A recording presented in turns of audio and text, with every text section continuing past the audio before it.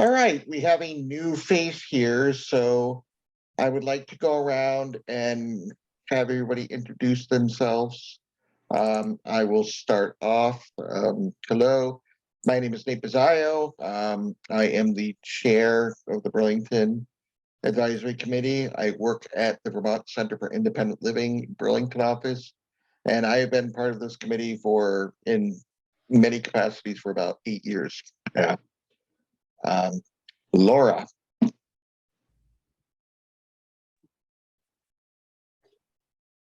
Yeah, I just decided I'm going to sign.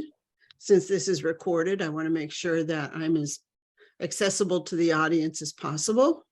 So my name is Laura Siegel, Director of Deaf and Hard of Hearing and Deaf Blind Services under the Department of Disabilities Aging, Dale, Independent Living. All right, moving on. Amber.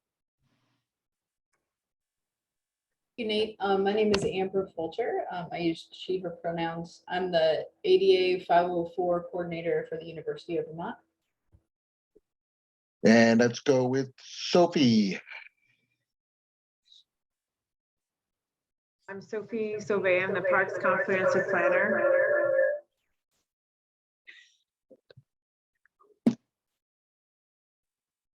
John's muted.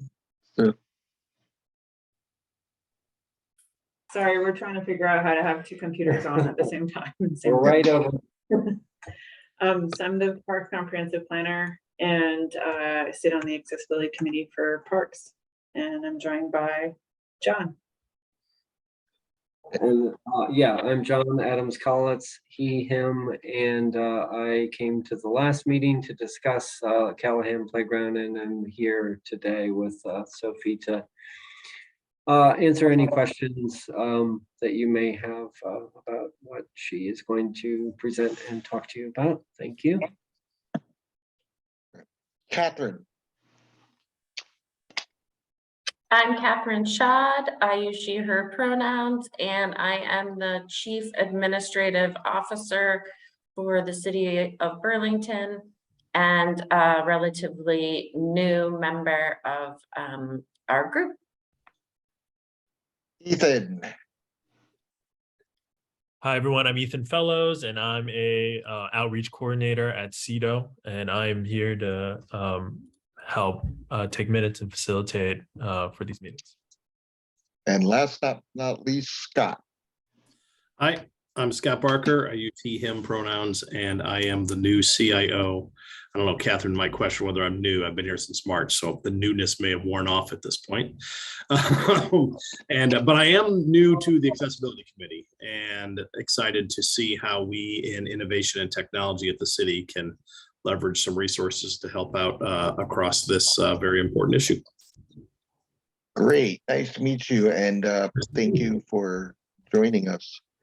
I emailed everybody the agenda long ago. Let me just really quickly pop it up so we have it. I think really the first two parts are going to be, we have a lot to talk about on these parts right here. I will say for news and updates, I have had some progress in reaching out to getting the NDA, for getting us to present, me or somebody to present to the city for the NDA. There's just Ethan gave me the contact person, and I reached out to them, and I got a form that I had filled out, just waiting to hear. I don't know if I filled out correctly because there's a lot of things that said like departments and organizations, and I don't know if that meant a city department, but I typed in, Burlington Advisory Committee on Accessibility and some stuff like that. So, and then it just said dates, and it gave me blank dates, a little blank thing for dates, and I just kind of said as soon as can be. But if there is a thing, in order to start promoting the committee, to try to get more people involved with it, hopefully that'll be next step. And if they do invite, us to present something, that I can certainly do it. And if anybody else is willing to join me, that would be great. So I will be keeping you updated on those items. So the first task is, as we're going back and forth, I know, a lot of things are flying around, is one about what is the role of an established ADA coordinator, and then also the roles and responsibility of this committee. And I think they're almost two separate parts, but kind of my personal thing is that they're separate parts, but almost related. Because, the role of this committee is, we're an advisory committee, but we want to make sure there is to advise that there is a coordinator for the city that, works kind of conjunction with us. We would advise the coordinator, and the coordinator would tend and provide us with updates on some stuff. And it's really interesting because I did a lot of research into the ADA coordinator, and the ADA is now what, 30 something years old, and all cities with more than 50 people are supposed to have an ADA coordinator. But when you go on the websites for the cities and towns, there's like maybe two of them that have them established. So it's really something that we want to make sure. And I thank Catherine for taking it on, or trying to take it on. But it is a pretty confusing role that has a lot of responsibilities. So I kind of view part of our responsibility as a committee, an advisory committee, is to help Catherine, get established, and help her figure out what she can do and can't do, and how we may be able to assist. I kind of almost see us working as a team with her, if things come together. In terms of, we did some research and provide information. The ADA coordinator position really primary deals with Title II of the ADA, which is public accommodations, public services, really, by the city. So it should be something where on the website it's kind of known. So we did bring up the thing that probably shouldn't be in just HR, even though it looks like there's a lot of people working under that umbrella, which is great. But anything related to the ADA should be kind of published in that sense, so that people would have a portal to go to with questions about, what the city provides, any questions about city accessibility issue. And then, Catherine could either answer it, or she could bring it before this committee. I kind of envisioned, when this committee first got together, it was issues like where somebody brought an issue, and at the beginning of the meeting for public comment or question, they would bring the issues to the committee, where they would kind of work with the coordinator. We don't let that time to kind of come up with ideas of some things, but that's, I think the first thing is, like, helping Catherine about where, she can have her information posted, and where we want to do on the website and things like that, so people know what's going on. And as always, I'm rambling a lot now. So Catherine, did you want to bring anything up, or any questions about anything, or comments, or? I think that is a very good summary, and I first came to this group when a question about why was there out of date information on the website. So we updated it and just stuck it somewhere. So now I do see it as the primary, or one of the primary functions of this group, is to provide input and advice. Where should it go? And then Scott and his team can help me put it there, and help, build it out so that the resources there are what they should be, and not just Catherine's and Ethan's email addresses. But at least for now, if we could put those in a place with the basic info that we have that makes sense, let's start there. So where should it go? And I think the key, I always have, like, looking at, other websites and towns. I always thought it would be good to have like and this is where, Scott, we might want to have, sometimes you go onto some sites and they have a little, they got the little disability icon in the top, and you can maybe press on that, and that would provide, information about accessibility resources for the city. And I would think the ADA coordinator and the committee might be right at the top of that, and maybe as well kind of have something that would have maybe some more information. Like, we've gone back and forth a lot about different resources that we would like to provide to people basic information, like for example, just something really quick and easy is that, anybody with a placard can park anywhere in the city without having to pay anything. I think that's something when a lot of out-of-state people come, they don't know about. And then just some other information eventually where maybe there might be accessible bathrooms or some other things. So we're just hoping to get some information where somebody can go onto the city's website and get information when, and that would be something that we're thinking about. That was some of the ideas we're throwing around.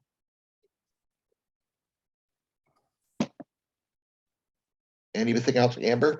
Yeah, the other really important thing, Catherine, that you're gonna need to do is develop a grievance procedure.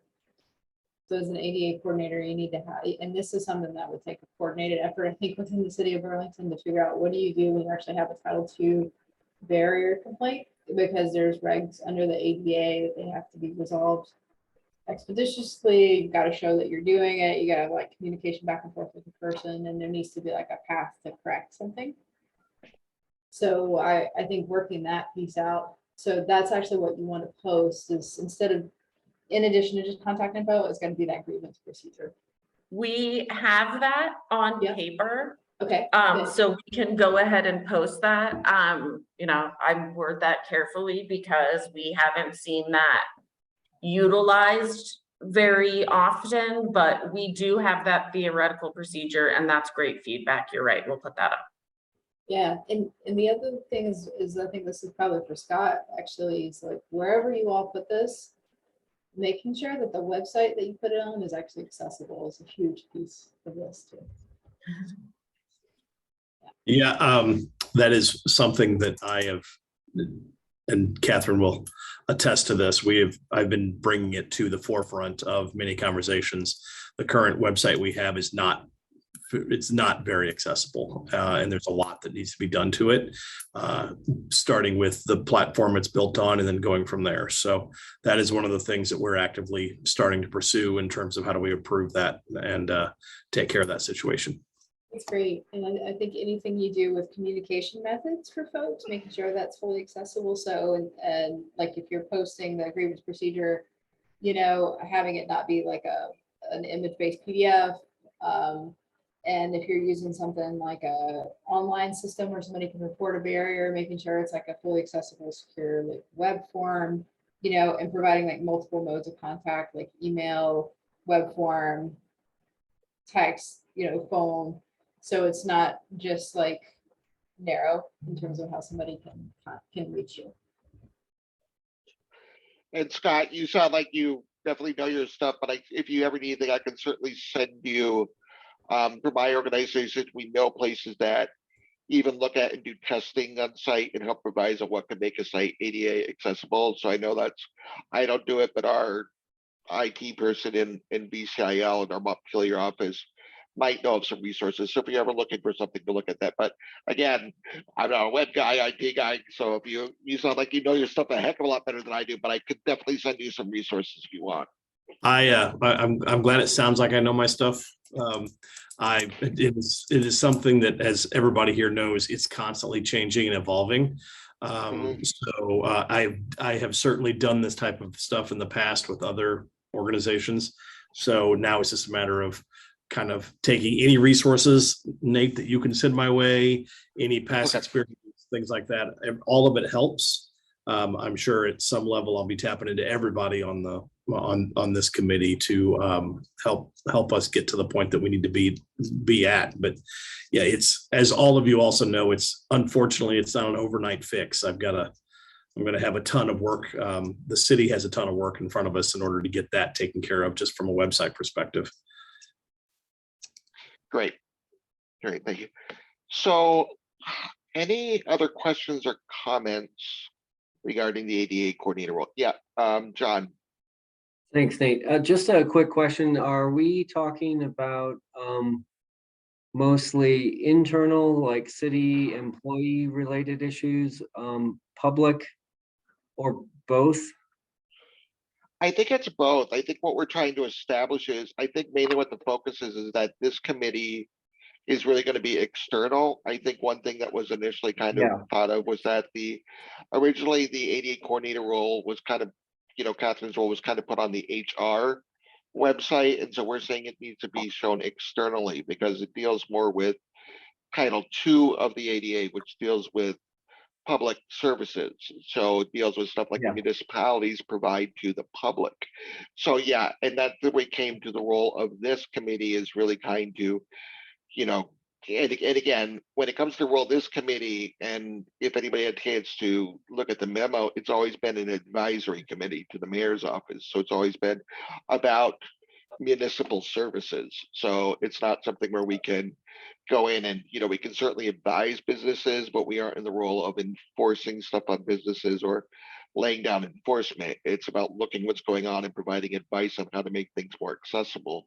So, and that I think is something that we need to kind of clearly establish, but I certainly think we could get our tentacles out more and get involved in witnessing more public projects and looking at things and making sure we actually have, representatives from certain departments be on this committee or vice versa, having members of this committee, AD advisory committee, go work on some of those so that they can be our eyes and ears into these other places. So I think, but we don't have the authority to, according to the memo from the mayor's office, which, Catherine, we are an advisory group. We just tell the mayor what we think should happen, and it mainly deals with like what are some things that we're recognizing in terms of issues of accessibility, some advice, and so also to provide trainings to the public, and as well as those things. So to answer your question, John, it's just a way of getting it straightened out, whether it's internal or external. I think the idea for trainings would be to hopefully utilize whatever website we have is to provide training materials that both the public could do, but also employees could use as well regarding being accommodating. And I think that's a good point. So we're trying to make a distinction without having a silo. So our HR director, Karen Durfee, takes complaints from employees that are ADA or disability related. But I'm on the external side, and there are a lot of areas of overlap.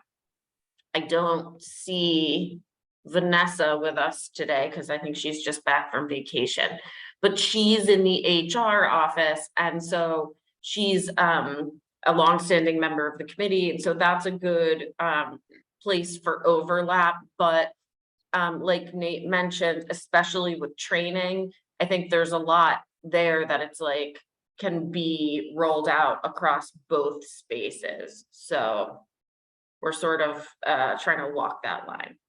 She also doing the committee because she's on a lot of the diversity boards. So I know that's what she also brought in, because we would like to bring in, make sure we're inclusive with other, there's a lot of crossover in terms of accessibility.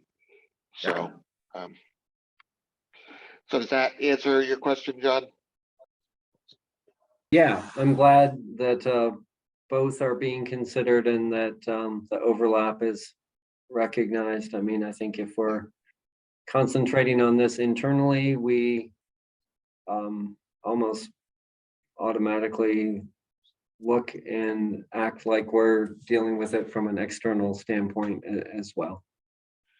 Yeah, that's great. well, I think one example of how it'd be both, I know, and Laura has been really kind of advocating for this and involved, is providing more training about how to be a common people who are deaf and hard of hearing. So what do employees do, when somebody who's deaf and hard of hearing comes from a customer service standpoint? So it's almost like it's something where the staff needs to be trained onto that, to make sure they know that, but also it'd also be good to get the public out to know that as well. So maybe even the people coming into the office know what their rights are or something like that. So that's where I see a lot of crossover in terms of training. Laura, yep. Yeah, I just wanted to share. Over the summer, I sent out a survey to all of the town clerks across Vermont. Unfortunately, only 35 responded. That's out of the entire state. But it was interesting for their responses. Most of them answered no to my questions, which meant they really did not know about resources, particularly those that I'm focused on. So I don't know how else to reach out, get the word out to more towns to fill out the survey to get a better sense of where each of them stands. And in addition to that, I had a video about, it's available on YouTube through Dale's YouTube channel. So after filling out the survey, people are asked to view the video, which they found very helpful, which was a great positive. Very cool. Yeah, and that would be something where I was thinking we get that video like that, if we establish a, the ADA committee or some kind of website where resources, that video could be posted on that as potential resources that people could just go to for training, whether or not there's a link to the Dale site or just potential resources for accessibility. So those are some of the exact things that we're thinking about doing. Amber. Thanks, Nate. Yeah, so just kind of going back to and I think to piggyback on what you're saying, Nate, to John, there's Title I of the ADA that's about employment. So there's different rules around accommodating employees of the city. And I'm glad to hear from Catherine, there's somebody in HR that's the point person for that. And then I think like where, Nate and the example Laura is giving and everything is where Catherine's intersect is really going to be important, is helping folks that work for the city know how to create spaces that are accessible when the public is interfacing. Yeah. So also, this is where it comes to I think it's going to come to when we talk about new membership of the committee, and also when it comes to, and because I know we have a big thing to talk about, news on parks. I do think that when it comes to looking at the plans of parks or the upcoming plans, I think our best thing would be to have somebody, first of all, I think we need to have somebody from Department of Public Works on this committee, and also anybody a part of the regional planning or something like that to either be on this committee, and that might involve either, and I don't know what that pertains, either invite somebody who's on there to come here and talk to us and get us feedback, or my preference would almost like to have somebody either on this committee or somebody we would almost serve on both committees. I don't know, just so we get a bridge to them, so we can provide some of that feedback as things are coming through. So I view that as an important part. But I know that for a while we had somebody from Department of Public Works on the committee, and they really kind of provided us with, and I know that's not the same as Parks and Rec, but as involved as upcoming plans, and maybe would give us an ability to look at, at least advise some upcoming projects that are happening. John? Thanks, Nate. I think having someone from DPW makes a lot of sense. And I also think inspections, permitting and inspections are involved in the kind of tail end of these. And I think we all need to be, reviewing each other's work and catching these things at whatever level we can. Yeah. Agreed. I totally agree with that. I guess the really question is, how do we get involved in that, and how do we know that things that are coming up, that we should be in the loop on? I think that's the thing that we have to really get established. Well, there's a whole flow of work within the city that I guess kind of starts with what they call the technical review, where people come in and talk projects at the very early stage. I think we talked a little bit about this last month, just the idea that there are all these boards and commissions that really hold a lot of authority, and I know that you have not been granted that as this committee, but just, I'd say anything you can do to just make it clear to departments and review boards and commissions that this process and this position exists, and things are going to be much more thorough than they have in the past. And I just think it's the new way of doing business. Yeah. So anyway, there's that flow of like people come in with project ideas, maybe to CEDO. Eventually they end up in front of this technical review committee and then go through permitting, that advises them about the permitting process. And I think right now, it's kind of up to individuals and mostly consultants to introduce the idea of accessibility. And I think just keeping in mind that this is the law. And we need to make sure that we're meeting or exceeding those standards. Yep. Sophie. I think just to follow up on that, I think some of those projects that are flowing through, like the TRC, are from the public. But I think also there should be a rep from Public Works on this committee. It just seems like should be almost, I hate to say it, but mandatory that someone be sent from DPW to sit on Yep. this board so that the messaging can go through that department and then flow back. So if anything internal is coming up that should be flagged to the group, it's done directly versus having to send the group to all these other different committees. Not to say that that's not valued too, but I think the public projects should be flowing here. Yeah, I volunteer to make sure that we have a member from DPW and permitting inspections here for our October meeting. Great. Outstanding. Okay.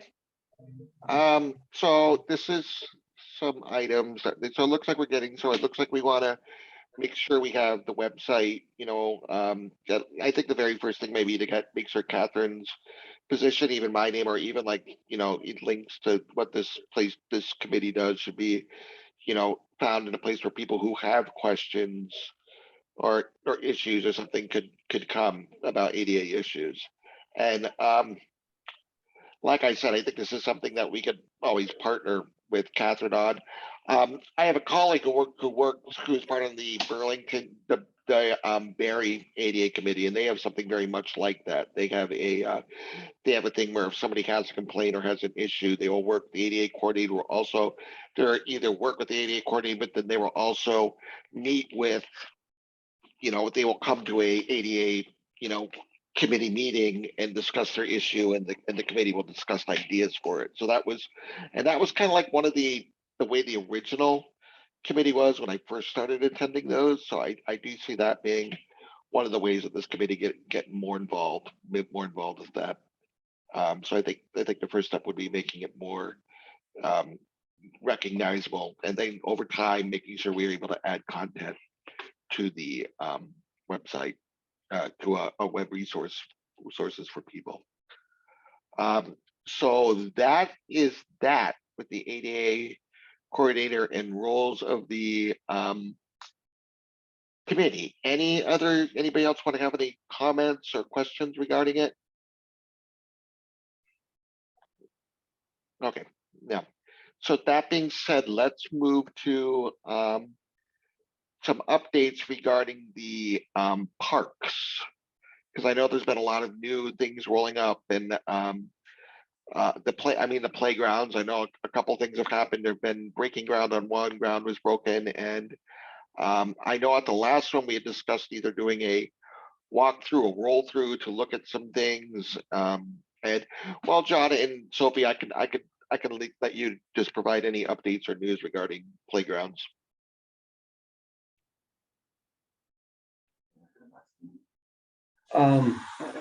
Sure. Well, yeah, I can start with Callahan since I came to the last meeting with an update on that. We have we've reviewed that plan thoroughly internally and with some external consultation, and you know, realized that we had some significant shortcomings. Cindy White, our director at last week's Parks Commission meeting, read a department statement on that project and ways that it has impacted our workflow and our, you know, that project in particular, what we will do to make it right. That was a great commission meeting that probably, I don't know, a third of it was devoted to the issue of accessibility. Sophie can probably talk a little bit about, I think she'll be writing our department's policy on accessibility. Anything else we want to talk about related to Callahan? And that's policy in regards to design of playgrounds, specifically starting with playgrounds and then going from there in terms of how we design them, not for the baseline ADA, but universal accessibility. And on Callahan, we missed the mark on several points, and we're working to rectify that. In the short term, we have a sinkhole at Callahan, so we're addressing that physical problem right now, but in the back of our minds is how can we rectify not meeting even the baseline standard of ADA at Callahan Park. But May I ask, like, so I haven't been to Callahan Park. I was kind of curious because I'm reading these comments about people saying, you know, Sure. it wasn't up to standard, but I'm like, what exactly was the issues? I know we don't have to get into super detailed. I know you want to go beyond ADA, but you know, for me, I know one of my pet peeves always is like when a playground is called accessible and you go on and then you have like either mulch or gravel soil when people go on it, so you're in a wheelchair and you sink right down into it, or some things like that. I don't want to, like, you know, drag, obviously they have something, but I'm just wondering what were some specifics to keep in mind for future yeah. So any playground designed after March 2012 has to have an accessible path from an accessible parking area to the playground. We don't have that. There's a gravel path. It's not graded correctly to be accessible. Two, you can use wood mulch per ADA for to call it accessible playground. However, if you don't have someone maintaining it on a regular basis, so it's really compacted and easy to roll on, it's not accessible. And we don't have staff out there every day able to do that. So we don't have the capacity. So right now we have wood chips mulch. So that makes it not accessible.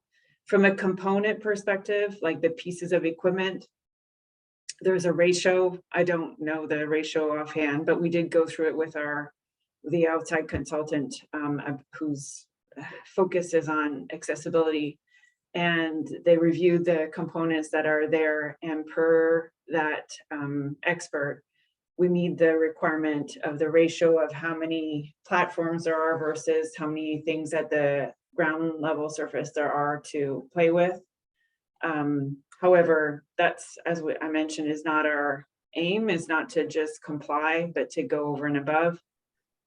So in retrospect, we will be looking at adding a path for the parking area, looking at how to surface it differently overall, and then adding in components that are truly accessible, starting hopefully with bucket swings as one thing we can do in the short term, but it will take us some time to resource this. And first we have to fix the sinkhole in the middle of the playground.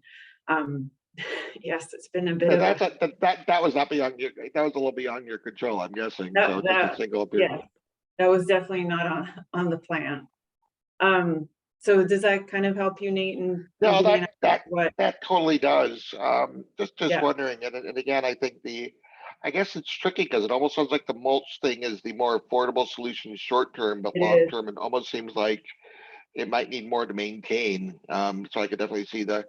I know that as someone now with a 2-year-old, we've gone to several parks in Colchester and around, and I always have to stop because I can't, no matter what town it's in. So I just Right. kind of stop short. So I can see the mulch being problematic, but I can also see from a cost standpoint how. So it's how do we reach that middle ground? How do we get something that's gonna, be really workable?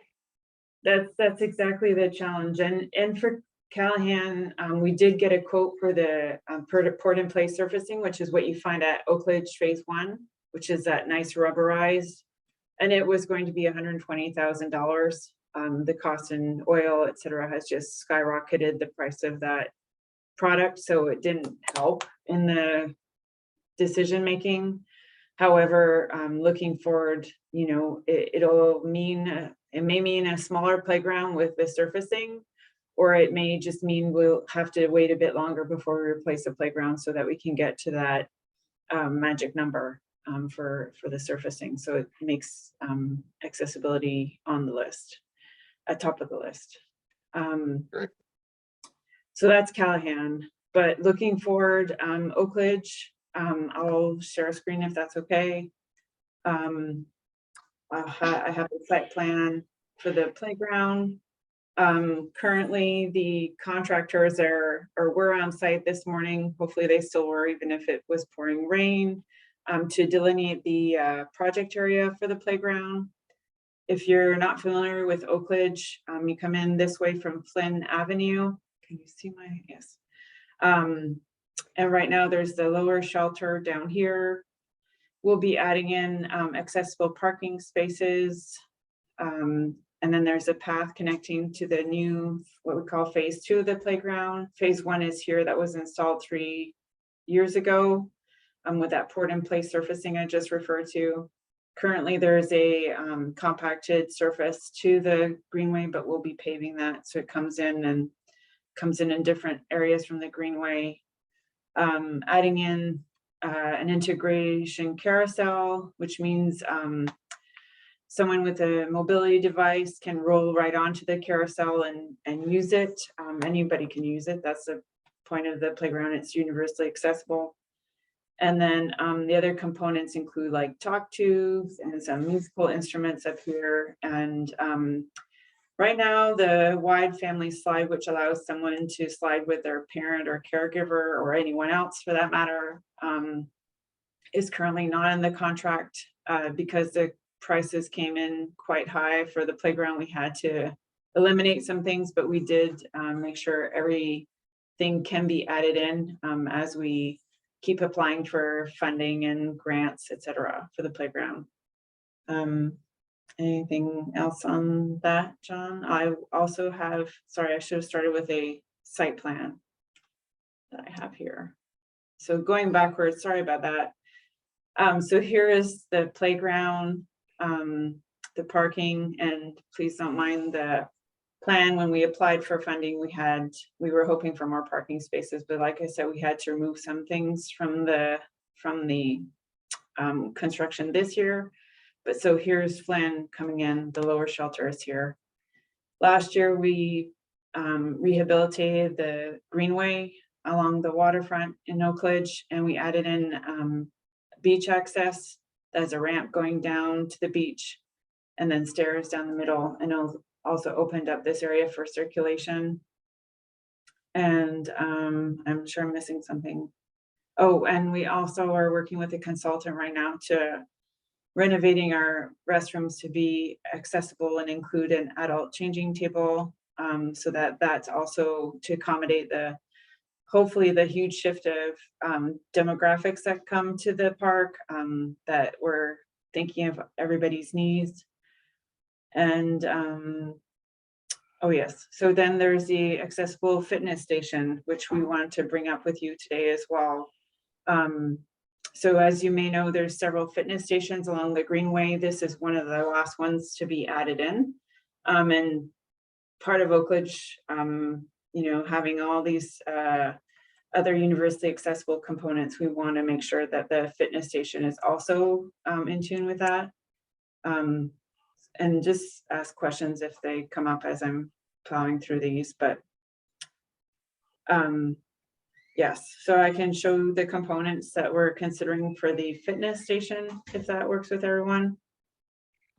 Yeah, certainly. I do want to ask something. So I want to see, Laura, I just want to say, I mean, I obviously know what accessibility is from somebody who uses a mobility device. I'm kind of curious about Laura's feedback about any additions that or things that you look for in terms of accessibility to a playground from someone who is deaf and hard of hearing. Is there any particular features you may look at or anything like that? Well, it's kind of funny that you asked this. My first time I went to Oak Ledge 2 weeks ago, and for some reason led me to a neighboring area where there are homes in the neighborhood. And there wasn't access, there wasn't a gate. Excuse the interpreter. The entrance to Oak Ledge, the GPS didn't lead me there. Somehow it led me to the point I got lost. I didn't know where I was. And so I asked someone, for where I was going. But in any event, that was one of my first experiences, and it was not the best. As far as for a deaf or hard of hearing person's perspective, so far I've seen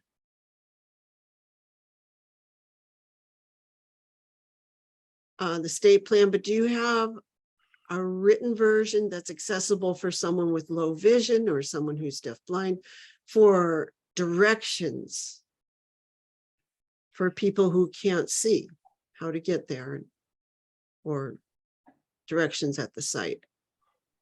To getting into Oak Ledge or circulating within Oak Ledge? Both, actually. I don't know about A getting. written version of the area and how to get there for people who cannot see. That's a great point. We don't. I can share an example. Actually, right now, the State Agency of Human Services is working to develop an accessibility map, because I've been kind of calling out to them quite a lot about that. We haven't had any, and we've pretty well finished 3 more, not particularly vision accessible, but the one that my office is building includes both visual and written versions. That's a way of sharing information with the public. If you look at GPS, it might only show very basic information of the area where I work. It doesn't show where accessible parking is. It doesn't show doorways that include ramp access. It doesn't show which bathrooms are accessible to people using wheelchairs. And for my situation, I tend to know which rooms have hearing induction loops, those kinds of systems, or where there's public video phone or TTY phone access for the public. Those are the kinds of things.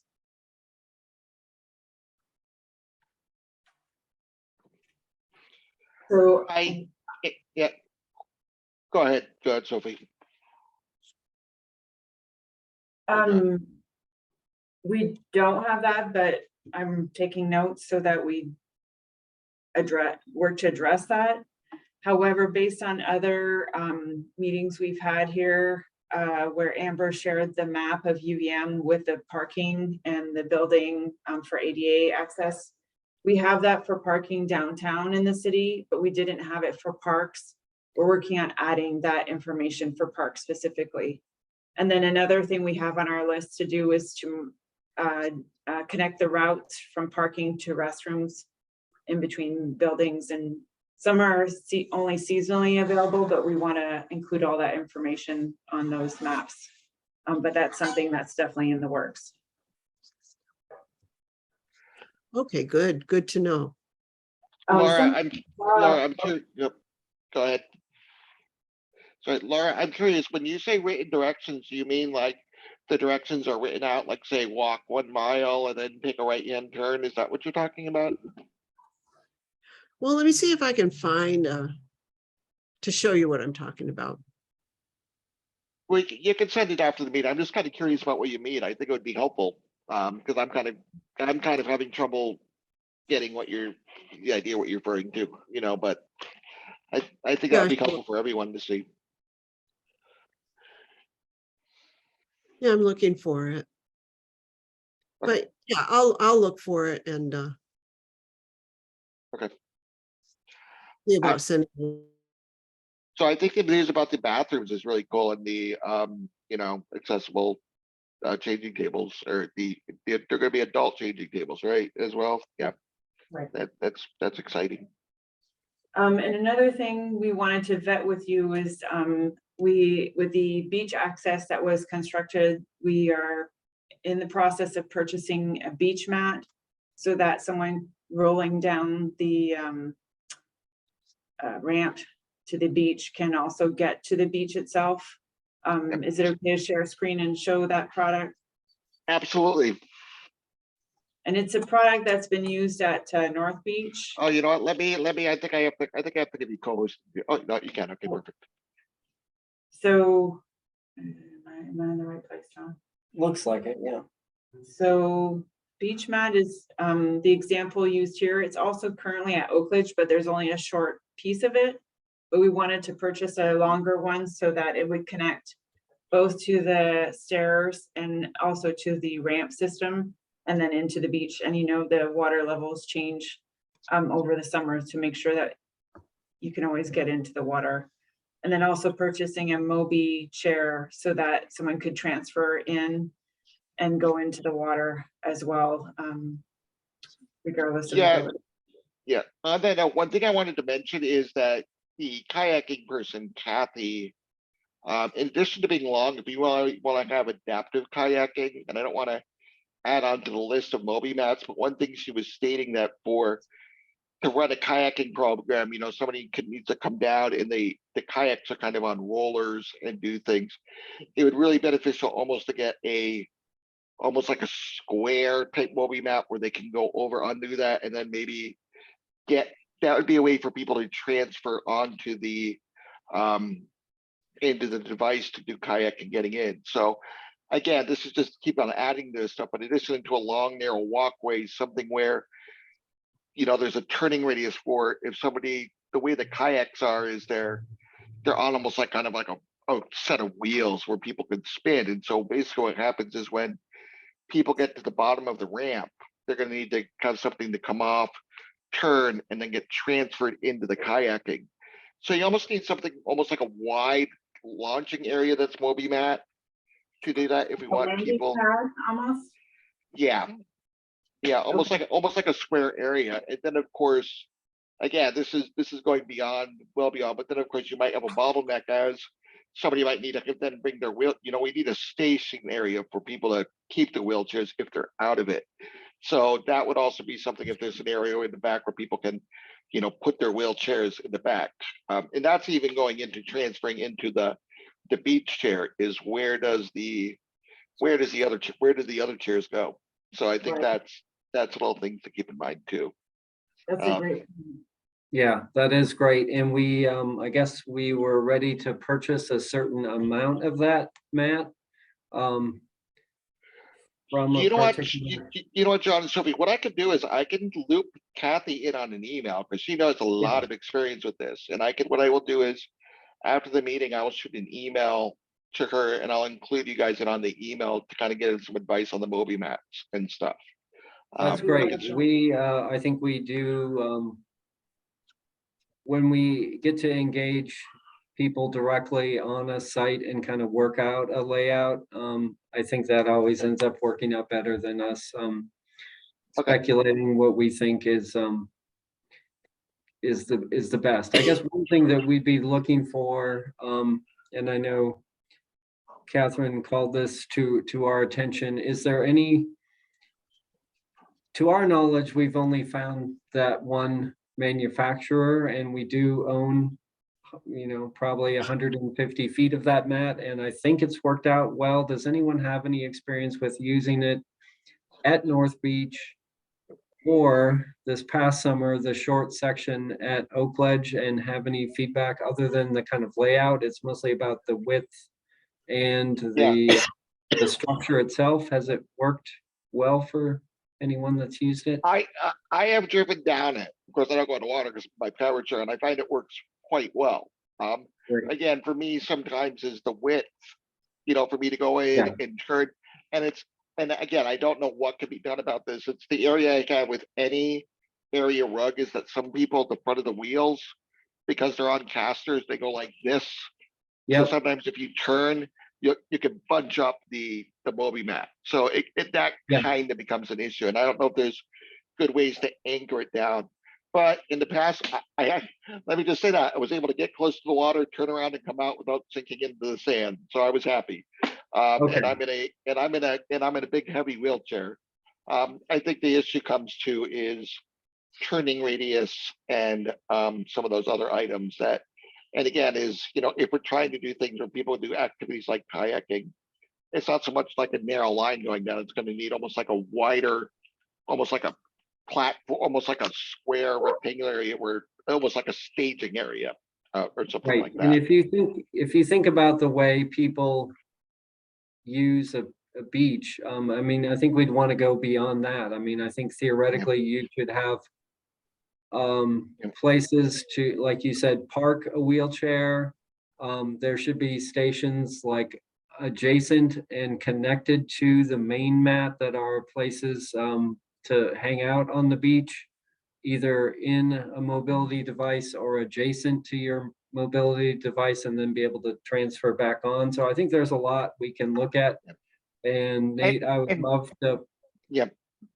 meet you out there, and then the kayak person as well. I mean, that area in some Great. ways inspired by a conversation with her at the ADA celebration a couple. She also might know a different manufacturer of mats. I know she's really creative. Sure. She also might know alternative sources for mats. So Great. in fact, after we're done with this meeting, I'm going to send an email and I'll CC both you and Sophia in it. We only have a few more minutes, but I know Laura has her virtual hand up. So Yeah. I just wanted to go ahead and show on the screen what I was talking about. Here's a visual map of the complex where I work.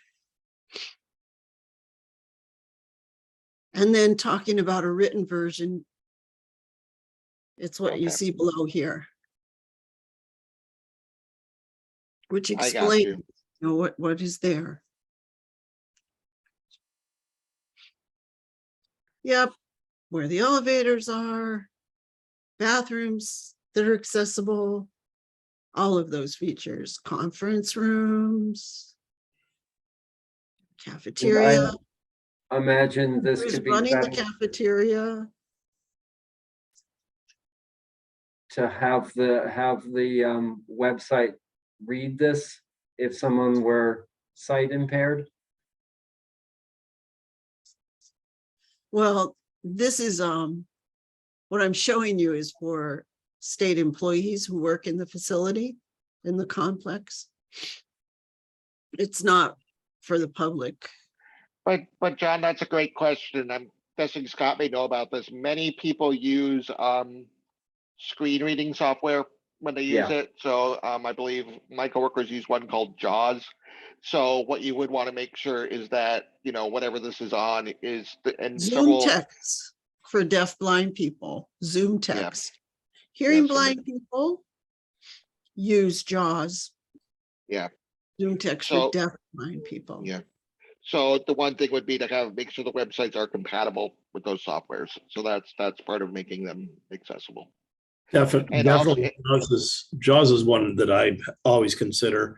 Virginia, I had not heard about Zoom text, so I'll dig into